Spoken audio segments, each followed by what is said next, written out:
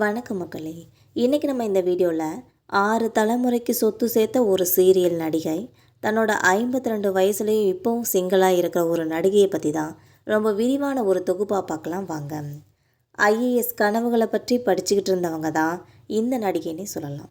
இவங்க காலம் அவங்கள சின்ன திரை வெளித்துறைகளை நுழைய வச்சு அழகு பார்த்துச்சுன்னே சொல்லலாம். இன்றைக்கி 6 தலைமுறைக்கு சொத்து சேர்த்து வச்சுருக்காங்க.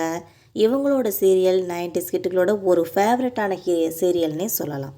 2012லேருந்து 2014 வரைக்குமே பாலிமர் தொலைக்காட்சியில் வெளிவந்துட்டு இருந்த ஒரு ஹிந்தி டப்பிங் சீரியல் தான் உள்ளம் கொள்ளை போகுதடான்ற ஒரு சீரியல்.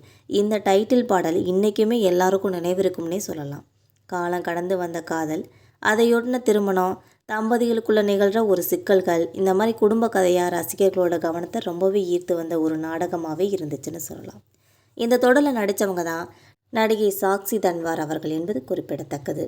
இந்த சீரியலில் ரொம்பவே பிரபலமானவங்க தான் சாக்ஷி தன்வார். 1973ஆம் ஆண்டு ராஜஸ்தானில் ஒரு ஓய்வு பெற்ற சிபிஐ அதிகாரிக்கு மகளாக பிறந்திருக்காங்க. படிப்புலையும் நல்லா படிச்சிருக்காங்க. சிவில் சர்வீஸ் தேர்வுக்கு தயாரும் ஆகிட்டாங்க. இது அவங்களோட விருப்பங்கிறத தாண்டி அவங்க அப்பாவோட விருப்பமாக தான் இருந்திருக்கு. அவங்க அப்பாவோட கனவுகளை எட்டி பிடிக்கிறதுக்காக முயற்சி பண்ணிகிட்டு இருந்திருக்காங்க சாக்ஷி தன்வார் அவர்கள். ஆனால் காலங்கிறது ஒரு விசித்திரமானது இல்லையா? அதனால் சில சமயங்களில் நம்ம பாதைக்கு போகிறதுக்கு அதுவே வழிவகுக்கும். மற்றபடி அதோட பாதைக்குள்ள நம்மளை இழுத்துட்டு போயிடணுமே சொல்லலாம். அந்த மாதிரி தான் 1998 ஒரு நிகழ்ச்சிக்காக தூர்தர்ஷனில் நடைபெற்ற ஒரு ஆடிஷனுக்காக அவங்களோட ஃப்ரெண்டு கூப்பிட்டாங்கன்ற பேரில் போயிருக்காங்க. அதில் தேர்வாகி நிகழ்ச்சி தொகுப்பாளராக சின்ன திரை உலகத்தில் அடியெடுத்து வச்சுருக்காங்க நடிகை சாக்ஷி அவர்கள் என்பது குறிப்பிடத்தக்கது. நடிகை சாக்ஷி தன்வாரோட தேர்வாக இல்லைனாலும் இயற்கையாகவே அவங்களுக்குள்ள இந்த திறமை இருந்திருக்கு போல். அதனால் அவங்களோட நடிப்பு திறமை உலகிற்கு வெளியே வந்திருக்குன்னே தெரிஞ்சிச்சு.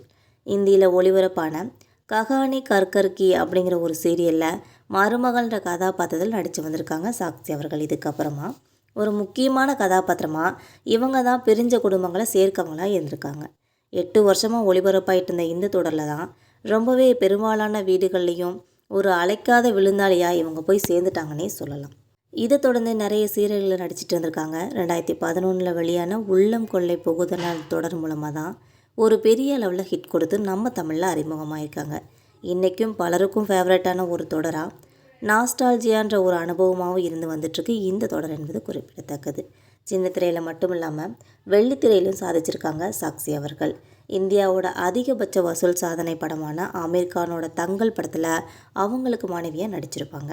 அவங்களோட தனிப்பட்ட வாழ்க்கையை பொறுத்த வரைக்கும் 2018 9 மாதங்கள்லேயே ஒரு ஆண் குழந்தையை தத்தெடுத்து வளர்த்துருக்காங்க. பெரும்பாலும் ஆடம்பர செலவுகளை தவிர்த்துட்டு தேவைக்கு மட்டும்தான் செலவு செய்வாங்க சாக்ஷி அவர்கள். 6 தலைமுறைக்கான சொத்துக்களை சேர்த்து வச்சுருக்கிறதா ஒரு பேட்டியில் அவங்க கூட நடித்த நடிகர் ராம் கபூர் அவர்கள் சொல்லியிருக்காங்க. அதுபடி அவங்களோட சொத்து மதிப்பு 50 கோடிக்கும் அதிகமாக இருக்குதுன்னே சொல்லப்படுது. தேங்க்யூ.